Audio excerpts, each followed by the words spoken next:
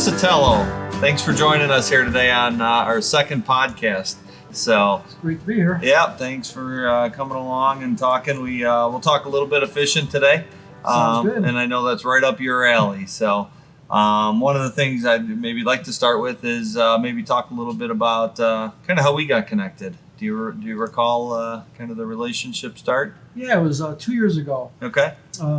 Me and a buddy of mine, I told him, you know what, I've been fishing out here for 45 years. Mm-hmm. It's kind of like my 45th anniversary. 45 years ago, this was in January, my dad took me out to Barney's Channel Lake Boathouse for an ice fishing trip. I said, why don't you join me? Why don't we go back there? And, it'd be great to get back to the old place 45 years later and see what it's like. So I came down to the facility over there, which is used to be the old Mentones, which is now your launching facility across the street. Yep. And went there, and you came to check on our parking. Yeah. And collect a fee for the parking. I introduced myself, told you who I was, told you it was my birthday. So it was my birthday. Birthday day. I do remember that. Okay. I do remember, yeah. I told you my story. So it's my 45th year, and I'm just coming back here and giving it a shot. And you're like, oh, happy birthday. He says, when you're done here, just come in. And you gave me a ticket. Come back to the shop. We'll buy you a burger. That's what I thought I remember. Yeah, I did. Yep. Treated you a birthday burger. Yeah, so the first time meeting, I got a birthday burger and started a good relationship. Have you gotten a birthday burger since then? You're not sure. Well, we got to get you one. Yeah, so, absolutely. Did you come alone that day? Do you remember, or who were you with? I met a friend there. You were with a friend. Okay, all right, very good. Well, you probably don't remember what you caught, but I know you've caught a lot of fish on the chain system over the years, and you've got a lot of history here. Because when we first became acquainted, you obviously told me a lot about your background and experiences out here, and you know a lot of the history of the chain in general, and in particular the properties obviously that we work on now. So how long have you been coming up to the chain? I'm kind of like a fishing historian, so I kind of keep track of all that kind of stuff. Okay. Growing up, I was like a fan of the old Buck Perry, the Linders brothers, and everything, and they actually, all of them were actually on this lake at one time or another. Mm-hmm. The Linders back in the day grew up in Chicago, and this was their backyard. They fished out here a lot, and a lot of history was made right across the street over there. It used to be Barney's Channel Lake Boathouse. Yep. And that's where Al Linder met Bob Lang, who also had a resort on Lake Marie years ago, and he would taught him jig worm fishing and how to do that, catching bass out there. Okay. So Al learned a lot about that and spoon plugging from Buck, because Buck Perry was out here back in the 50s on Lake Marie trolling with the outdoor writer back then from the Tribune, Tom McNally. Okay. And back then, Lake Marie was fished out. There was like no bass left in the lake. And he went out there and in a couple of days caught over 500 bass in a couple of days. And they wrote it up in the papers, and it was a big story back in the times. And my dad introduced me to fishing when I was 7 years old. It was my 7th birthday. That's when I came out. These birthdays are popular for you, huh? That was my first day fishing ever. Yeah. Back then, it was 1973. Okay. I remember we came out here, and I remember we had the old style ice shanty. We had the old spud bar chisel. That's all we had to chop our holes with. And I remember back then we'd chop a couple of holes, and you'd sit there, and that was your spot for the day. We didn't move much because it was a lot more effort back then to make holes. Yeah. And that was how I got my start into fishing. Okay. I've just been infatuated with it ever since. So you started with the ice fishing and then got into open water. And ice fishing and then open water across the street over there at Barney's. They rented boats and everything. I remember going in there as a kid, 5, 6 in the morning. I remember all the people at the bar. They were drinking beers and everything, which I thought was unusual back in the time as a kid. Sure. It was cool. Then they had a closet. You go there, you pick out your oars for the rental boat. My dad had an old 1967 Chrysler 9.2 outboard. Okay. In the trunk of the car with a green box locator. Yeah, good memory. So we went out there, and that's how we started fishing back in the day. Very cool. Those are memories. They're just are very fond memories. I always think back on them to this day. Sure, yeah. Now, you shared an article with me on some of the history that you just talked about with the Lindners and kind of the history here in the Chain of Lakes, and that property specifically. Was that the first issue of Midwest Outdoors or Outdoor Notebook, or what was it? That was the original In Fisherman. In Fisherman, I believe that particular article was in their 6th magazine. The 6th one that they ever did. Okay. The first year. Okay. I'm thinking that was like 1975. Okay. That came out. Okay. That's where that article came So were you reading that stuff as a kid then yourself, the in-fisherman stuff, or where did you kind of get your knowledge? Yeah, I started off. My dad went to a barber shop back in Chicago back in 1972, and I still got that magazine. It's Fishing Facts. That was the original magazine. Okay. And it still had the mailing label on there for Johnny's Barber Shop. So they let him take it home, and then he subscribed to the magazine. Then he subscribed there for like 2 years. He had it. I remember as a kid, I took those 2 years worth of Fishing Facts magazines. I read them cover to cover. I wore them out. I mean, I was so infatuated. I wanted to learn everything there was about fishing. And even when I go out fishing, I don't want to know more than just going out and catching fish. I want to know if I didn't catch anything, or I want to know why this was, or what made a fish do certain things. I just want to know everything about the sport. I was really into it and really wanted just to learn everything about it too. Yeah. So how do you become best educated? Through reading or videos, or even in today's world? I mean, are you still trying to kind of? Back then, it was mostly magazines and TV World's shows. changed, yeah. And now with social media, I mean, you can if you have a technique or something you want to learn about, like Texas rigging for bass, just YouTube it. Go on Texas rigging for bass, and there'll be so many different segments you can watch. Okay. How to rig it and everything. So right now, to technology, the stuff is out there.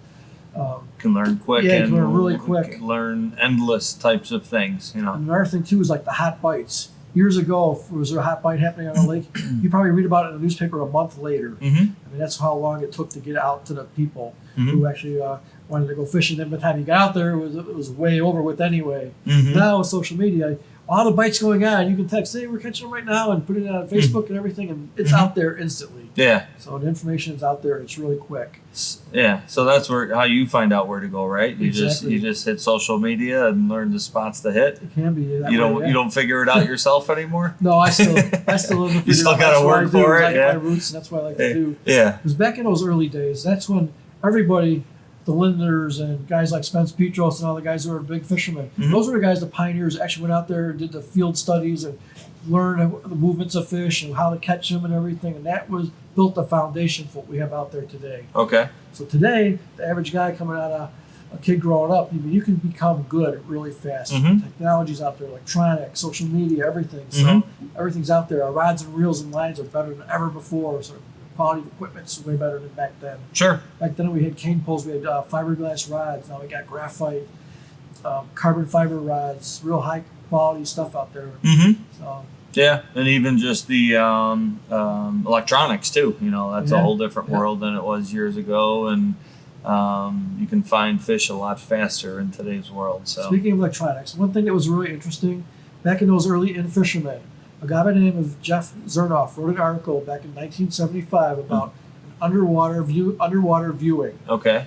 And back then they built this whole capsule. It was like a underwater thing you actually go down into and view fish. And then 30 plus years later, Jeff Zernoff came out with the AquaView underwater camera, which was pretty cool. Yeah. And in electronics, we had the green box Lowrance locator. That was a flasher style. It had a rotating bulb and a flasher and a sonar. Transducer that would beam a signal back up to this. You have to be able to distinguish the flasher marks. And I remember that. Yeah, right. That. Now it's like a picture. The graphs are better than ever. The pixels are really fine. Sure. Now they got side imaging, down scan, surround scan. I mean, you have all these different high-tech things. You can actually see the actual shape of a fish and tell what the fish are, what kind they are. Do you rely on your equipment quite a bit, the electronic side, or are you more kind of the old school of knowing where to go just based on your history of fishing waters? I still have a lot of the knowing where to go type thing, but now with the new stuff, you can find stuff a lot easier. Back then, it would take you like a sunken hump or something. It could take you hours to find it. Now you can go out there and find them really fast. Okay. It's really quick. You can find stuff really fast. Some stuff, if you go on big bodies of water, like some stuff you might not be able to find it at all, or take you a long time to find it. Now, that stuff you can find it really, really easy. Okay. So. It was interesting what you said about the AquaView, and did it really take about 30 years of just developing it? So the idea was there, and just the technology and everything. It took that long to actually come out with the product. Yeah, back then it was so in its infancy. There wasn't that technology; just wasn't there yet. Yeah, all the stuff we have today. That is amazing. Yeah, pretty cool. Good stuff. And you obviously, you guide and you kind of do a lot of your own work and taking people out. So tell me, how you got into that, and how long you've been doing it, and and your background with that.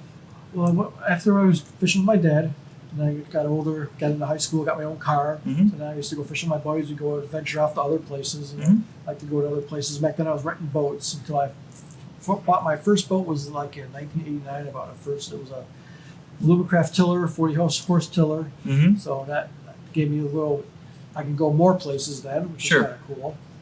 What I did years ago, I always wanted to fish Lake Geneva. Mm-hmm. So I hired a guide out there for the first time. And I started going with him a couple of times. Mhm. And I really liked the lake and everything, so I started going out there a lot. My own boat. It's going out there, learning it on my own. And he'd see me out there all the time. And one day he asked me, "Hey Phil, would you be interested in helping me guide sometime?" Mm-hmm. That's how I got into guiding, was helping him out for a long time. Mm-hmm. Then I just broke off on my own too, because I fished out here at Chain a lot, and Okay. fished other places, so I expanded it and Mm-hmm. did some stuff on my own. Do you remember that guide then? Obviously, yeah. Is he still guiding? Or? Yeah, Tom Billings, yeah, Okay. Lake Geneva Fishing Guide Service. Okay, really? All right, very good. And how often do you go up to the Lake Geneva then to fish? Summertime, like now, June, July, and August, quite a bit, because Mhm. the bass fishing is really good out there. Largemouth and smallmouth bass fishing. Okay. It's really good. Uh-huh. We used to have a great northern pike fishery out there. It's kind of tapered off over the last couple of years. Mm-hmm. But now the muskies have taken over. They just, about 6 years ago, they stocked their first muskies in the lake. Mm-hmm. A good stocking. And at the end of the fourth year, those fish were already pushing 40 inches. So they're Mm. growing fast. And now there's fish being caught over 45, close to 50 inches out there. Nice. So I'm starting to target those out there. Yeah, you hear a lot of talk out. Yeah, the nice thing about Geneva is it's a deep, clear lake, so Mhm. the water is cooler. So if you want to pursue muskies in the summertime, if the water hits 80 degrees, you want to really stop fishing for muskies, because when you fight them in that warm water, they stress out really a lot, Mm-hmm. and a lot of times they're unreleasable. They actually die and they won't be able to go back down. So Right. Yep. a lot of people recommend not fishing them when it hits that 80-degree mark. Lake Geneva being a deep, cold, clear lake, the water will be a lot cooler, and you can actually fish them later into the summer without doing any damage to the fish. Okay. And typically, are you finding the muskie a little bit deeper then, just in general, because they're relating to colder water on Lake Geneva? or- Not necessarily, because No? muskie is a shallow water fish per se, as Okay. opposed to the northern pike, which is definitely likes the cooler water. Okay. There will be, but there will be shallow, but that shallow water will still be cooler than like the chain, which is the dark bottom, Mm-hmm. dark water, heats up really Retains the heat, fast. yep. Where this is gin clear sand bottom, it doesn't retain the heat as much and doesn't heat up as fast. Okay. So, but muskie in general is a shallow water fish. They like the shallow waters. Okay. Northern pike, they look very similar, both fish. Mm-hmm. Side by side, the same shape and everything. The northern pike likes colder water. They'll be down like in Lake Geneva, we'll catch them 30 to 50 feet in the summertime. Okay. When you bring them up, they're ice cold. Really? Things like that. Yeah, the northern. Yep. Wow. Okay. Yep. Do you catch northern out here on the chain much? We do, yep. Mhm. And actually, for years, Lake Marie held the state record on northern pike for years out there. Mm-hmm. It was right around 20 pounds, and then it was recently beaten a couple of times in other places. And the thing with the northerns on the chain was a lot of the habitat that northerns prefer, the shallow marshes and stuff. Mm-hmm. Over the years, with the buildup of houses and stuff, a lot of their prime habitat kind of got wiped off, and so the population kind of went down. Okay. And then, how long ago was this now? I'm trying to remember, but about 15 years ago, the dam up in Wilmot on the Fox River had broke. Mm-hmm. So when that broke, a lot of the smallmouth and northern pike from upriver came down into the chain and kind Okay. of restocked it again. Uh-huh. And then the walleyes and muskies that were in the chain kind of went upriver. A lot of them we lost and went upriver. Okay. So we had a vice versa. But then after that, we started seeing the pike back in the system again. Okay. And we're getting a lot of them. Mhm. Now we're seeing a lot more Yeah, fish. yeah. My wife Kimberly, 3 years ago, we were out trolling one day. We caught two of them back to back within 15 minutes, and they were like a 32 or 34 inch fish. Yeah. They were really Heavy fish. Yeah. Very Yeah. nice. I've seen those pictures she shared. So, yep. Good stuff.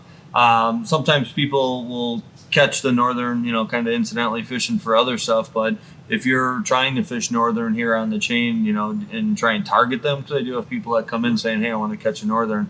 What do you throw out to get a northern out here? Well, first of all, I would target the northern lakes, Mm-hmm. Channel and Catherine, because they got the deepest water, the nicest weed beds, which the northern pike prefer. Okay. Stuff like that in Lake Marie. Mhm. 'Cause those are the three I would target. Okay. And I would throw anything with any kind of blade, like a spinner bait or a spoon, Mm-hmm. like a Johnson silver minnow, something like that, something that flashes, like any kind of flashy type presentation. Okay. The thing on the chain goes, which is different, is there's a thing called a thermocline. Mm-hmm. And what it is, the water in the summer, it layers. There's an upper layer, which is the warm water layer. The thermocline is where the water temperature will drop like rapidly at a couple degrees. Mm-hmm. And then there's a cold water layer at the bottom. Mm-hmm. Now, in these lakes out here, below the thermocline, there's no oxygen. Mm-hmm. So the fish are forced to live in that warm water. And northern pike, being a cool water fish, they don't really like the warm weather that much, so they actually go off the feed in the summertime. So kind of like they're stressed out, kind of, so they don't feed as much. So the best time to target them is spring and fall when the water's cooler out here. Okay. That's where I recommend if you want to fish for pike in the summer, go to a Lake Geneva, where it also thermoclines, but there's oxygen in Lake Geneva below the thermocline down to like 100 plus feet. Okay. Because that lake also has trout in there, lake trout. Okay. So the fish could be in that deep water, and they're very active. The best time to fish northern pike in Lake Geneva is in the middle of the day summer in this hot weather. Yeah. So Okay. it's really good pike fishing out Interesting. Okay. And what are you throwing out there? Same types of baits, the blades and all that being stuff? if they're or- deeper water, we do a lot of live bait fishing. Like a live bait rig, we pick a big sucker minnow, Okay. 4 to 6 inch sucker minnow, Okay. a live bait rig with I have to use a circle hook because they don't swallow it. Usually it hooks them in their lip so you can unhook them Okay. and not do any damage to the fish with a swallow and get them gut hooked or whatnot. So Okay. All right. that's a very productive way to get them. I've had 25 fish days in a 4-hour period. I've caught 15 to 25 fish. That's not uncommon. Of northern? Of northern. Of northern on Yeah, Lake it could be- Geneva. it Really? was that good back in the Yeah. day. No kidding. Wow. We're up here since they're forced into hot weather, in the hot water when it's hot out. They're not very as active, but you can still get them. But it's not a sure thing to actually go target them. I recommend fishing other things than on the chain. And I've seen people get 40-inch northern, 38, 40-inch northern out here on the chain. What about Lake Geneva? Is that kind of the same in terms of size? Yeah. Because Lake Geneva has a population of ciscos, which is it's a fatty bait fish. It has a lot of proteins and oils in them, so feeding on those, they grow really big. Okay. And that's the success thing now in the chain is the introduction of shad. Shad have now been in here 15 years, maybe a little longer now. Before that, there was no shad in there. Kind of when the dam broke, because you said that's roughly 15 years too. Yeah, and I think they came up from down south too in the high floods. They'd come up from the Illinois River up through the Fox River into our system that way too. Okay. The other thing that was never in our chain was the drum, the sheephead or drum. Those they were never in here either. Now there's lots of those in there. I think all these fish are feeding on the small drum and the shad for sure. And now we're seeing big fish of all species because of that. So I think that's the success story of the chain. Right. What are the drum and sheephead eating? They're eating like the drum. They like to eat mussels and things on the bottom and stuff with shells, but they'll eat minnows and crankbaits because you catch them on everything. Right. If you're fishing for trolling, you you'll catch get them. one, You catch yeah. them live bait fishing, you'll get them. Same with catfish too. You see. And the shad they feed on like plankton and microorganisms and stuff in the water column, but everything feeds on shad. Okay.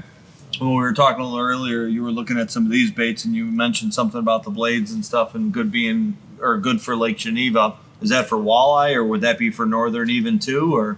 Yeah, this is a good bait for deep water fishing or current fishing. This is good in river walleye fishing. Okay. I use these when I fish on the Illinois River as well. So river stuff. Yep. Okay. But these also work like I know a friend of mine who fishes the Lake Michigan harbors and stuff for smallmouth and lake trout. It's a good killer on those too. But yeah, we have people that buy those and do well on Lake Marie actually for fishing walleye out here. Yeah, So. there's a reaction bite. This works good in the summertime too. As opposed to using live bait, just fish this and just vertical jig it. Yep. Snap aggressive retrieves that get them to actually strike the bait as opposed to a feeding bite. Actually give them the reflex strike and to hit the bait. How deep of water are you going with something like that where you're doing the vertical jig? Are you doing it in 7 feet of water, or are you going down to the 20 or 30? Or Usually in a chain 18 or less. Okay. Because again, there's not too much action below that in the summertime.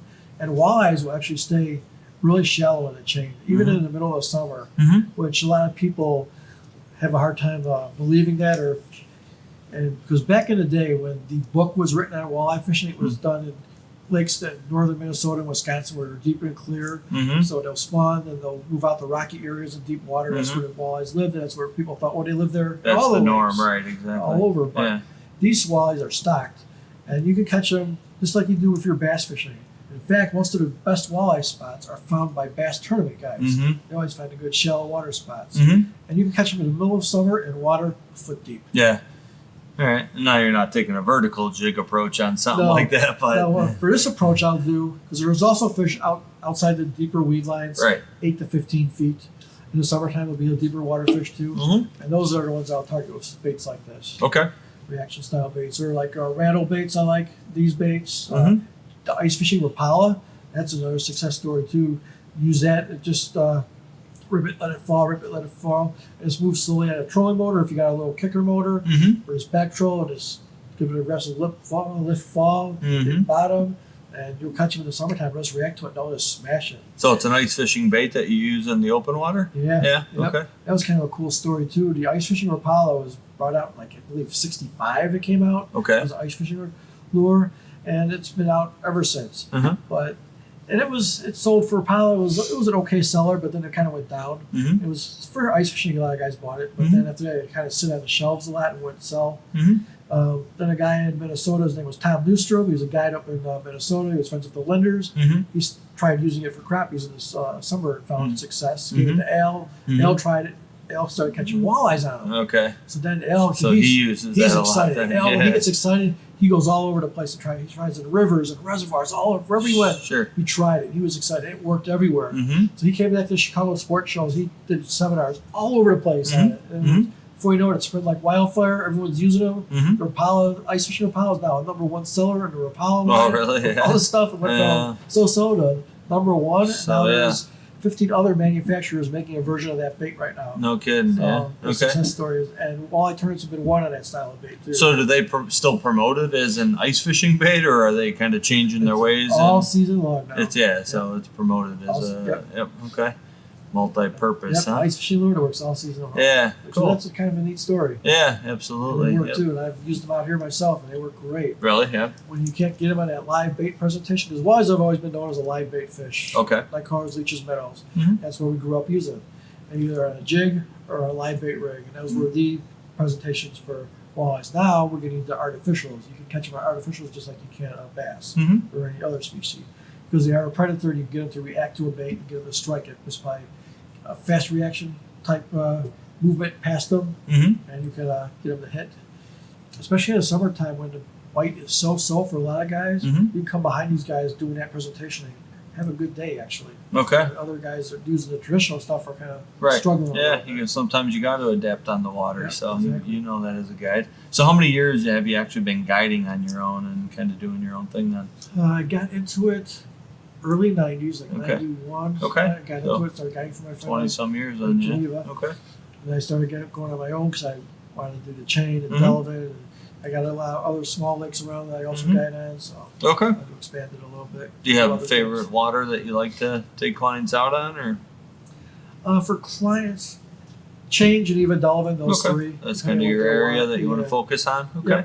The nice thing about Geneva is for bass fishing, for the guy who can't cast really good, an average caster, which a lot of my clients are just average fishermen, they don't have really good, you don't have to target cast. There's big weed flats, so if you're in the boat and the boat's drifting, you can just cast it out and wheel it in. You don't have to do a specific spot. Like the chain, if you want to do good bass fishing on a chain, you got to be a really good, precise caster. Okay. Skip baits on our docks, you got to hit it dead on. Practice casting. Exactly, so you got to be The deadly fundamentals. accurate Yeah. Okay. to be good on a chain. So Do you consider yourself a pretty good caster? Yeah, I get a little rusty over the winter, but yeah. Yeah. Once I get back into You can hit some of those spots, Some huh? of those spots, yeah. Okay. Do you do a lot of bass fishing? You mentioned the bass fishing and twitching and stuff. Do you do a lot I of do a that ton of bass fishing. on the And chain? it's funny, I get into different modes. Like right now, I'm in my bass mode, so I'm bass fishing everywhere. Geneva Dolphin here. So we're getting ready for that Guys and Gals tournament coming up in, Okay. God, I think it's like 3 weeks now. It's coming up in, With the Mutiny in West guys. Kimberly, so Yep. that's always a fun time. I want to do that. So I'm doing a little more bass fishing out here now because the size of the fishing has gone up so much too. I'm kind of excited about that. Cool.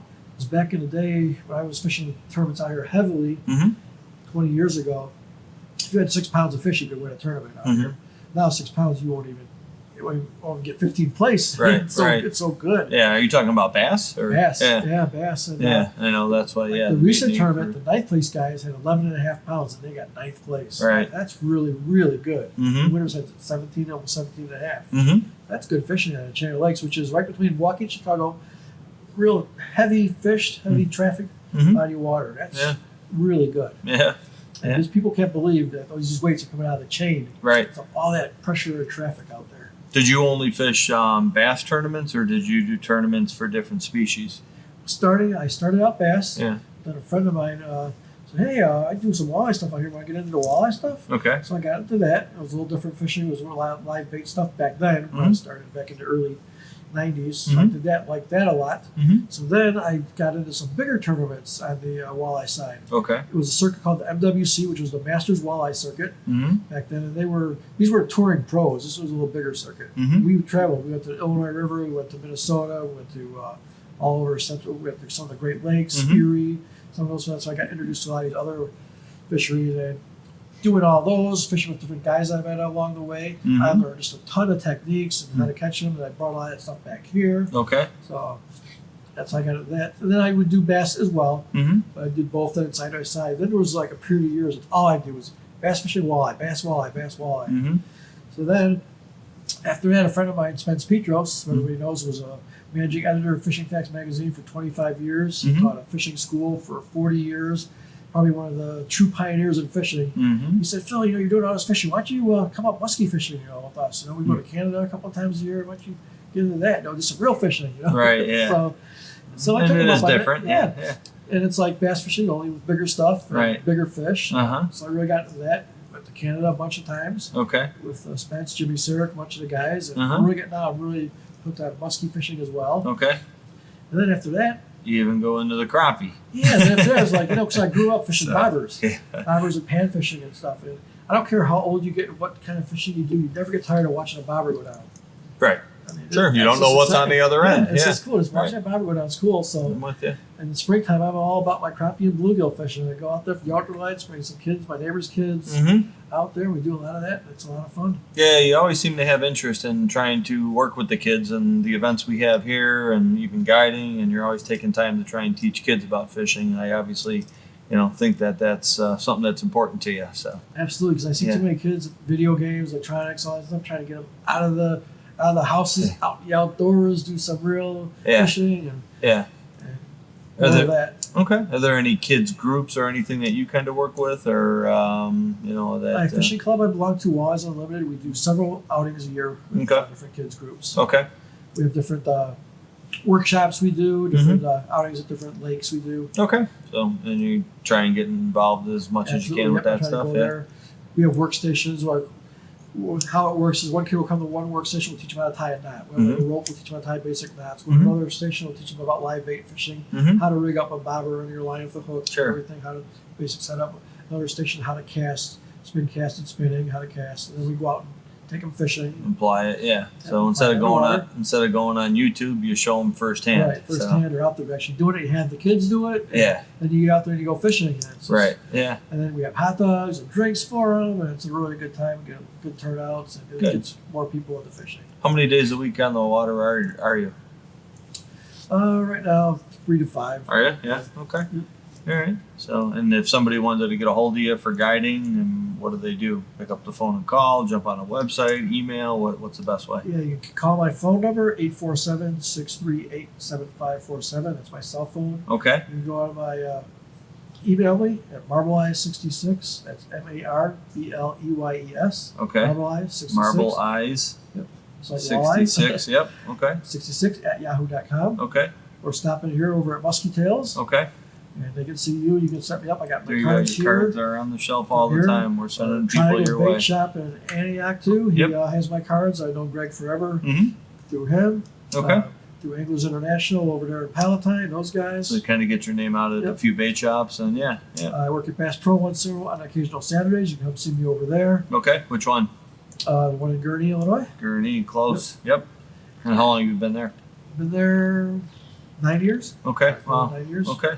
So you sell a lot of the Rapalas there? So a lot of houses. Yeah. Yeah. In fact, that was the first place when I first started there. Yeah. They had boxes and boxes of those in the back. They were collecting dust. They were going to send them back. Yeah. They were sending. They were in the process of actually sending them all back. Yeah. And then a year later, the big thing came out, and all of a sudden, boom, they're coming back in. Mm-hmm. And now they have a new line of custom colored ones and all kinds of stuff out Okay. there now, which is Yeah. really neat. Yeah. And do you see a lot of your clients that you guide actually either, at the bait shops or in Bass Pro? Do you see people all the time or at Absolutely. events or shows and stuff like Because that? when I'm in the water, I like to teach too. It's not just catching fish. I like to teach them, show them different rigs and everything. And then Mm-hmm. when they want to buy the stuff, I'll send them out to different places to go buy all that stuff too. But absolutely, I'll see them in stores. And I get customers from the stores that will come out with me too. Okay. Fishing. Okay.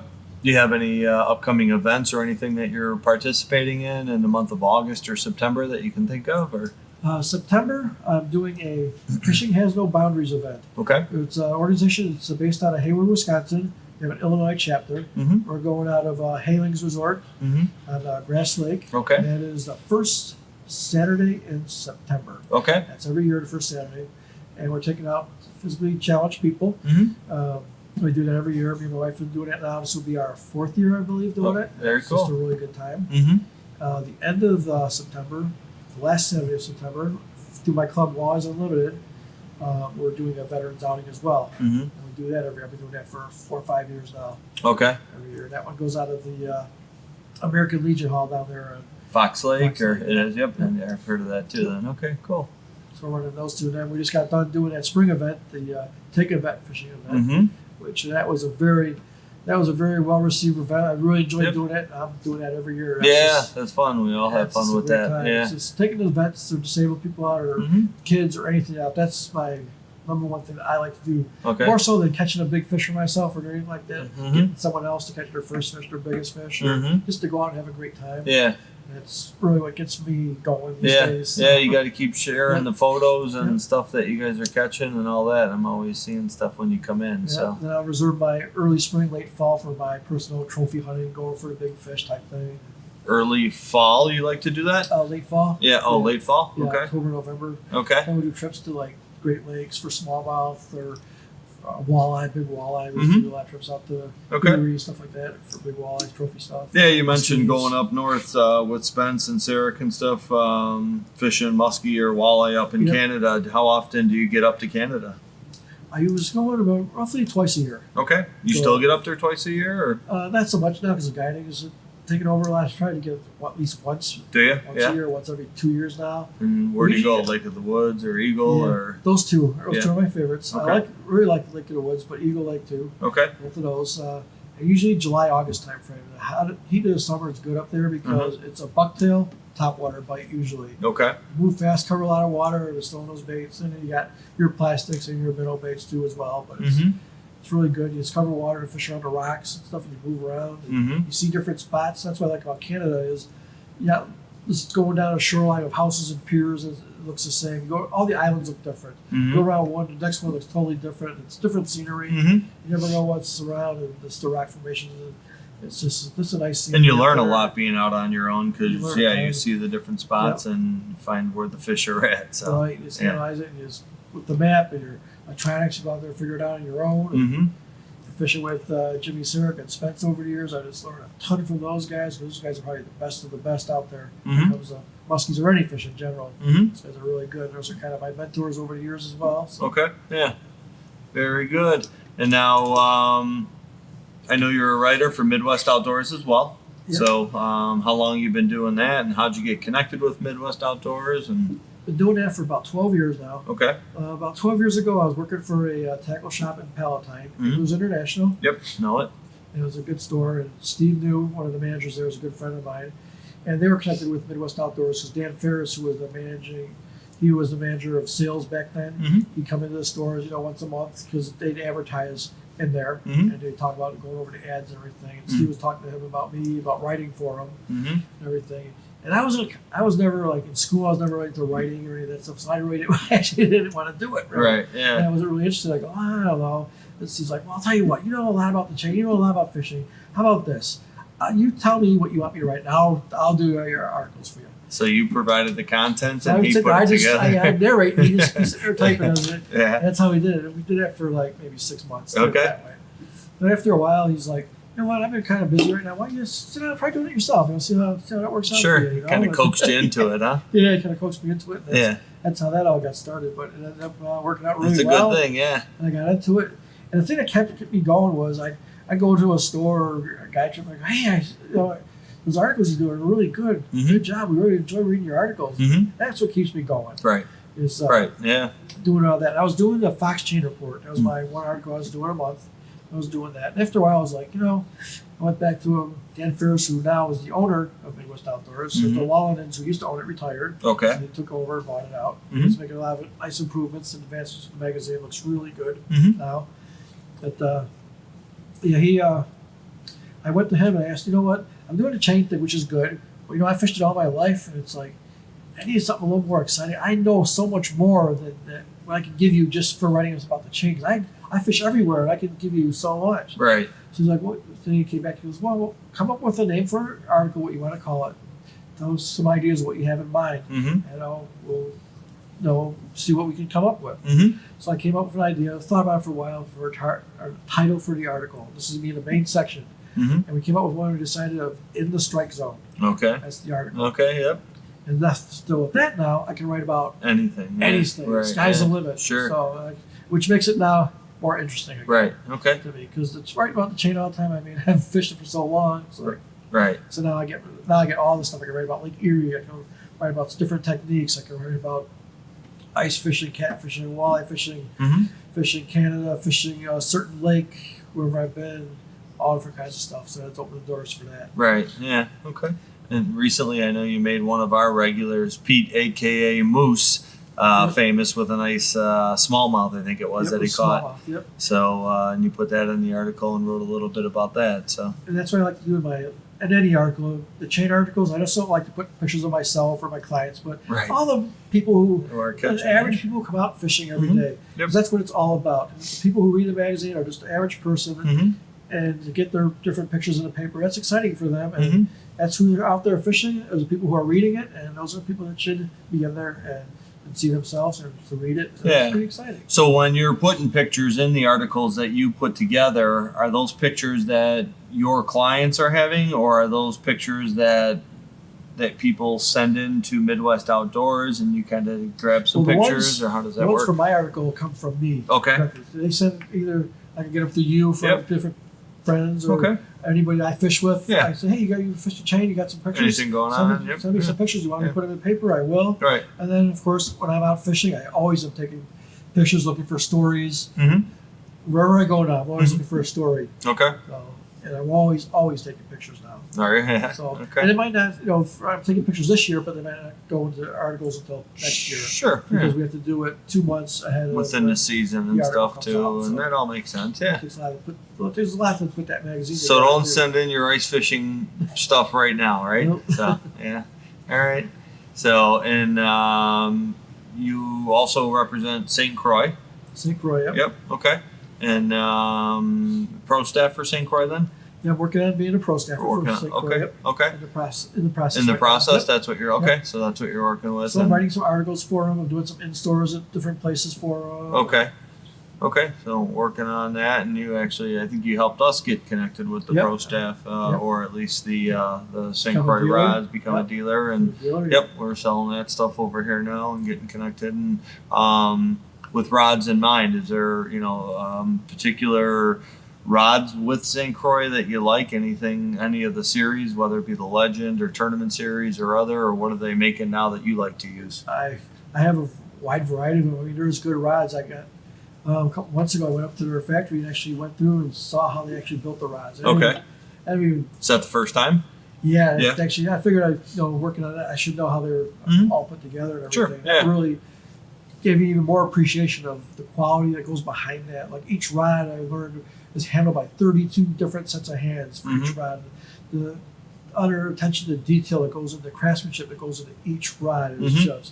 this is amazing. I recommend anybody go up there if you get a chance and go through their factory and take the tour. It's free. Mm-hmm. You just got to call up there a month in advance, make an appointment, then I'll put you a time, Mhm. and you can do the tour. It's really a Okay. thing. Park Falls, is that right? Park Park Falls, Falls, Wisconsin. Wisconsin, Yep. Okay. How far is that from Chicago area? About 5.5 to 7 hours, depending Okay. on where you live. A little bit of a ride, though. Yeah. Okay. Yeah, but worth it. Yeah. And they have a complete store over there. They have a tackle store and everything in there to go to check out. Did you go Lot fishing while fishing. you were up there? Yeah, we did fishing a little Did bit. you? There was Yeah. fishing around there. Okay.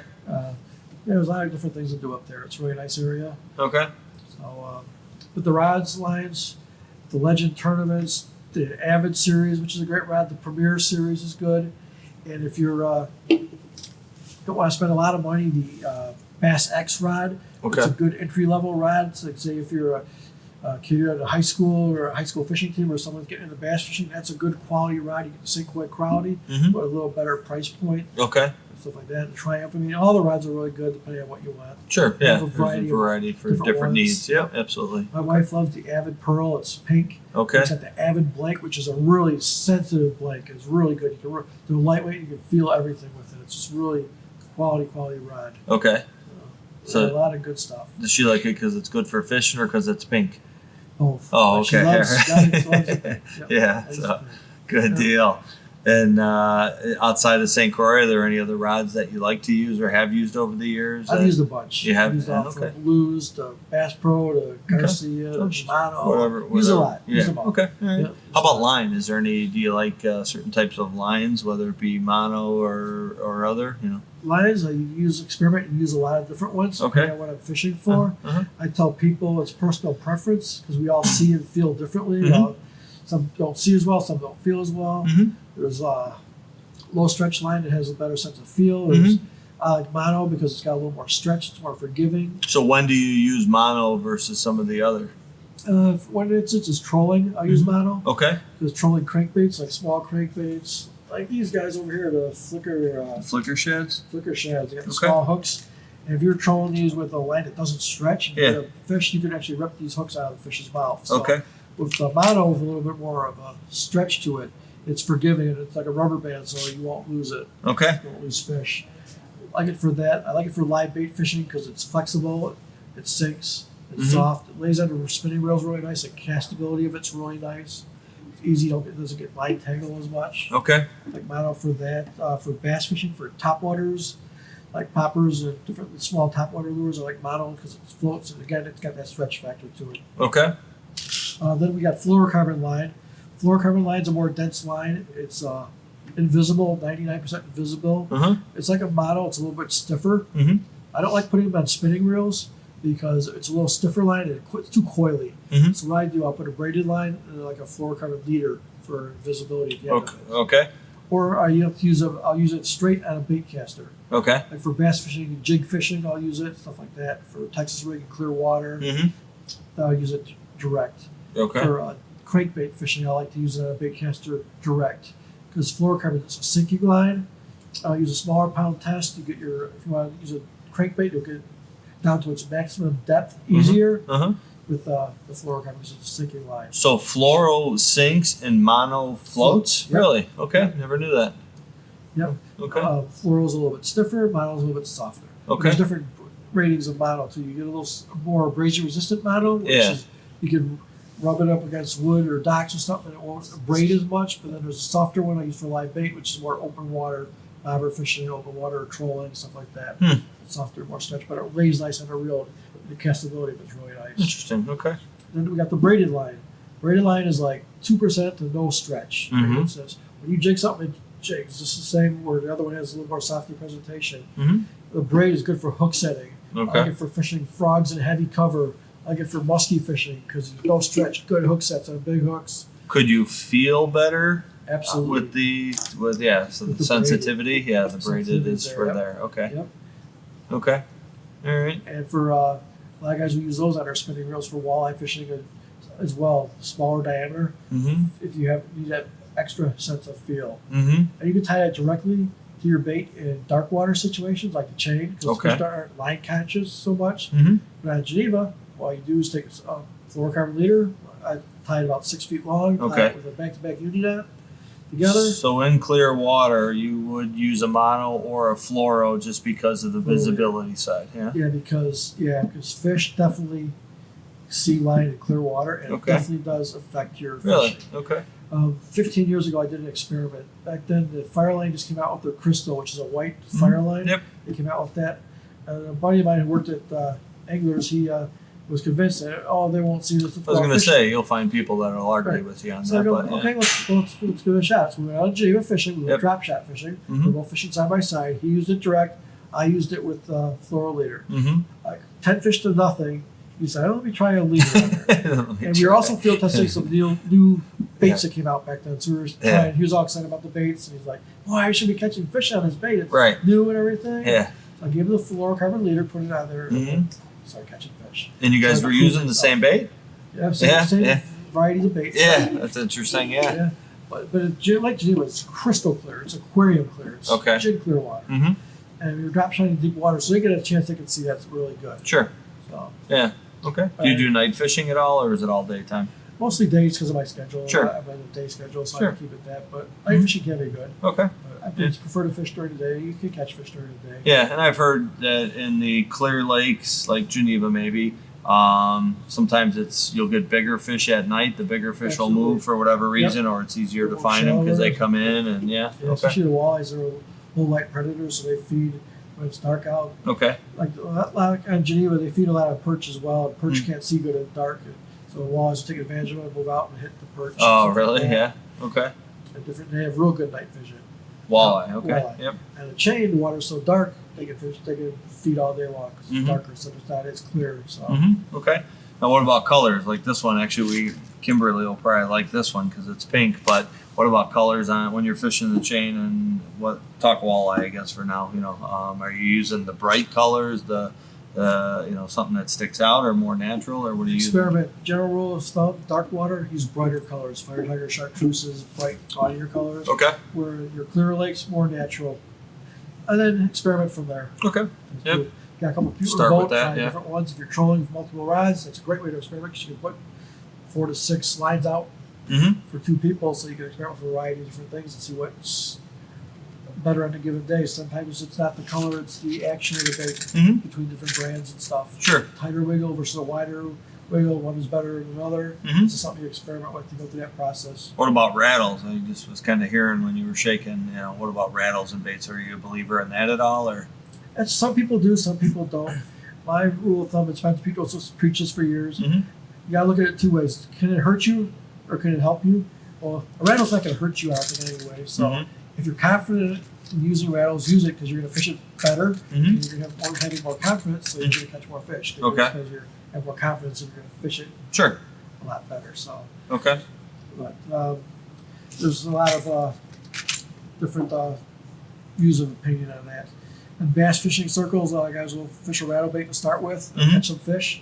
Then they'll switch to a non-rattling bait, maybe get a few extra fish to hit that would hit the rattling bait. So there's a lot of different ways on this experiment. So. Do you ever fall back to the old bobber and just bobber in line and go from there? You do? Absolutely. Yeah, they have to. My springtime crappie and bluegill fishing, I do a lot of bobber and float fishing. Okay. A lot walleye fishing all summer long. Okay. The slip bobbers, they work out here in the weeds, especially in the summertime now. A lot of these shallow walleyes will be in these weeds. There's still slip bobbers in their pockets with a leech or a crawler on there. And are you trying to stay above the weeds, or are you dropping down into the weeds with a slip bobber? Or early, late in the day, above them, but then Okay. later in the day when the sun's overhead, they'll drop down. So I'll find like a pocket in there and kind of put it down. Okay. Pockets and get them on the edges Okay. and stuff like that. Okay. And I've heard people talk about springs and stuff like that, and find some of the the cooler water or flowing water, that things actually like helps, that. Yeah, because walleyes are attracted to current. Especially this year on the chain, we've had high water, no wakes for a lot of the year. Right. Sure. That's kept the walleye fishing really good. Right. Fish current areas, bridges, river mouths, current breaks, stuff like that. And it's been really good this year. Yep. Yeah, been a good year just in general. Musky fishing has been great out here. So, yep. Now I know Teddy and Ron and Nick and the guys from the Mutiny circuit. Did you ever fish that circuit yourself, or do you just kind of know the guys just from kind of I being fished around, the circuit before that circuit. Northland? Northland. It was okay. I fished that. I think it was. I don't remember the exact year anymore, but it was right out of high school. Okay. A friend of mine had read about it in the paper. Yeah. So he's like, "Oh, tournament, let's go check it out." So we came to the weigh-in. Back then, it was over in was Port of Blarney. It used to be called Cubs Cove back then, before it was Port of Blarney. Okay. And so we went there to the weigh-in. We saw all these fish come in. Yeah. And it kind of got me excited. So I went to my local Ed Shirley store back in the day, which was the big stores around the area here. And that's where I met a lot of my friends. Okay. And who worked there at the time, got me hooked into fishing. He told me what to start out with, what I should buy and everything. Yeah. I started doing the Northland circuit. Okay. And that's where Ted and Ron and those guys, all y'all fished. And Mary's husband ran the Northland circuit. Denny, Denny, So, yeah. Yeah, it was just like a lot of good memories. So you got some history there, yeah. Very cool. These guys now, I just want to help them out. I guess I don't have the tournament desire as much as more. I'm more into guiding the end of it. I went through that phase already, so I'm kind of past that. I've kind of laid back into the guiding part Sure. of it. Yeah, and it's a commitment. I see those guys pre-fishing all the time, and you got to be out there and dedicated to the tournament only. So Right. yeah. There's days when the tournament's going on where it's pouring rain or something. Mhm. Or Yeah. spring there was a couple of snowstorms. I'm like, well, I'm glad I didn't get in that tournament. Yeah, So I hear then ya. You have to be there. Then. Right. Yeah. I'm So- lucky here because I could stay indoors Yeah, as needed. exactly, So. yeah. But yeah, great people, and we obviously got to do the Chauncey's Great Outdoor Show a couple weeks back now, 2-3 weeks ago. Yeah. That was fun. You were obviously a guest on that. Something different. Have you ever been on Chauncey's show before, or Yeah, usually on his show, we don't do a lot of live stuff, but I mean, it's on the radio Okay. 3-4 times a year. Are you okay? Yep. Yeah. Okay. Update him on the chain, what's going on around here, just So with you do- Donovan. and yeah. stuff. Okay. I've known So Chauncey for a kinda- long time. Yeah. So you do the call-ins and stuff like that with Exactly, him. Yeah. yeah. Very good. Okay. Do you know a lot of other guides in the area, or do are there? Yeah, there's quite a few guys on the Okay, chain. yeah. David Delvin, all this whole area. Quite a few. Some of them fish the circuit too. The bass Okay, circuit's yep. there too. Okay. Yep, a lot of good guys around. Yep. Very good. And any secrets for fishing on the chain if you're going out for the first time? Fish north, fish south, fish deep, fish shallow, fish sunny days, fish cloudy days, fish pre-front, post-front. What are your thoughts? Well, most of us are weekend warriors, so we have to fish when we get the time to fish. So Okay. that's one thing. But if you're one of those guys that has to fish during the weekend, go Mhm. early. Go early. That's what I say. Okay. I recommend get up before the sun comes up Okay. and stay out to about 10 o'clock or so, 11 o'clock latest. Then let the skiers and the boaters have it after that. Mm-hmm. Because, you can catch fish then, but it's more pleasant when it's nice and quiet out there. Okay. You can get some good 5-6 hours of fishing early. So get up early and get out there. Yep, go Yeah. out, depending on what you're targeting, what you want to fish for, will determine where on the chain you should go. Okay. Like the northern lakes are your better pike, musky lakes because of the natural weeds and stuff, deeper water. Mm-hmm. Or south gives you a lot of your walleye, your white bass, different things, depending on what you're looking for. Okay. But So- all lakes are good depending on what you want to fish for. Very good. And I know in the next week or two, I think you were mentioning you got some customers of Musky Tails that you're going to be trying to guide and go out with. So make sure if you get out, you stop in for lunch one on the days after you're done fishing, of course. Absolutely. You always got to stop back at Musky Tails for the lunch. So yeah, there you go. We'll make you a birthday burger. So. There you go. Good deal. Well, anything else that kind of comes to mind that you wanted to talk about here today, or? Oh, let's see. That. Just that this is the years now that the fishing's better than it's ever been. So Mhm. I recommend getting out here this year because in the next couple of years I think it's going to be better than we've ever seen. The fish are so big now. And take someone new, introduce someone new to fishing. Take a kid, someone who has never fished before. Okay. Fishing. So you're excited about where the chain's going as Absolutely. a fishery. Yeah. Because I fished it all my life and it's better than it's ever been. Really? Yeah. I've seen In the last couple of years, or this year in particular? the last couple. Yeah. Yeah. But there was a period of time where the yellow striper Uh-huh. overran the whole chain, Mhm. and 70% of the total fish population was yellow stripers. Okay. And when that happened, because they're aggressive, there's so many out there. Mm-hmm. Ice fishermen love them because you can go ice fishing, catch literally hundreds of them in a sitting. You catch. Me and my dad one year caught like 400 of them one time. We caught Okay. every single one of them because Yeah. there's so many out there. Right. But when those population was at their high, Mm-hmm. crappies, bluegills, perch, everything crashed. The Okay. populations crashed because there was so much competition for food back then, Yeah. and so they just took over. Okay. So and they were good for a while, but and then what happened was they had a natural die-off. Look, over a 2-year period, all of a sudden we see yellow stripers floating all over the place. Is that a yellow bass or no? Or is that different? Yellow striper, yellow bass? Yeah, yellow bass striper. It's part of the temperate bass family. They are Okay. a true bass family, Okay. and that includes the ocean striper. It's included the white bass, yellow bass, and there's a fish called a white perch. Which, if you go to Lake Erie, you know what a white perch is. Okay. And then the hybrids. Those Okay. are the fish those are true bass. Those are the real bass. Mm-hmm. Where largemouth and smallmouth, they aren't true bass, but they are actually the largest member of the sunfish family. Largemouth and smallmouth are part of the sunfish The family. sunfish family, they are Okay. not true bass. That's good trivia. Yeah, the white bass and the striper and the hybrids, those are true bass. Okay. They call it the temperate bass family. Okay. But yeah, Good stuff. Yep. Where the heck did you learn that? just from years, like I said back in the day, I Yeah. wanted to just go out and catch Reading fish. and I wanted doing to all learn- that. Yeah. learn all about the fish, personality of each fish, what their families, watching videos in fishermen. Was Okay. a big one back in the day. It taught all that stuff. Right. The Linders owned that back in the 70s, 80s in And fishermen. fishermen, yep. Then they sold that. Then Jimmy Linder, who's Ron's son, started the Angler's Edge.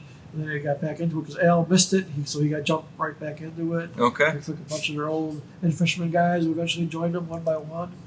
So now they're going strong now. So not only do you know the fishing histories, you know kind of the business histories of all the stuff Yeah, and the people yeah. and everybody that Okay. makes it work, huh? Yeah, I'm kind of a historian. And Yeah, sort it of sounds the like it. first family of fishing. They call When- them the first family of fishing. When you gonna write a book? So Probably no time soon. no time soon. No time soon. Stick to guiding, huh? Yep. So good Yep. stuff. Yeah, I was surprised I'm doing my magazine still. Yeah, yeah. But people tell me they love what they read. They want me to keep doing it, so it keeps me going. So Yeah. now I'm writing more things about more topics, so it keeps me going. Are you writing about Illinois only, or are you writing about Wisconsin stuff too, or what? Oh, everything. Just In the main section, I everything? can write wherever I go. Like Okay. I do a lot of Erie fishing, like Erie. I go to Door County, Wisconsin. Okay, so you cover it all then. Yeah, Yeah. yep. Okay. Yeah, all over the Midwest. Okay. It's Midwest fishing. Sure. So, Yeah. Yeah. You got any trips yourself, kind of going on in anywhere, other waters aside from the Geneva and the Chain of Lakes Yeah, and all usually in that? the fall, I usually go out to Erie for a fall trip. I You go do? to Door County, Wisconsin for smallmouth bass. Okay. I do some musky stuff up north of Minnesota or whatnot. Really? Okay. Do that a couple times a year. Okay. Do you fish muskie on the chain much, or not Springtime. necessarily? Spring, A you little will. bit in the Yeah. fall, but do your tournament again in the fall. Okay. That's always fun. Do Okay. that. Did you get in the tournament last year? Yes. Or- Okay, so that's one of the tournaments you Yeah, do we fish, tied huh? for second, I think. Okay. Else. Okay. Yeah. So nice. Yep. So good stuff.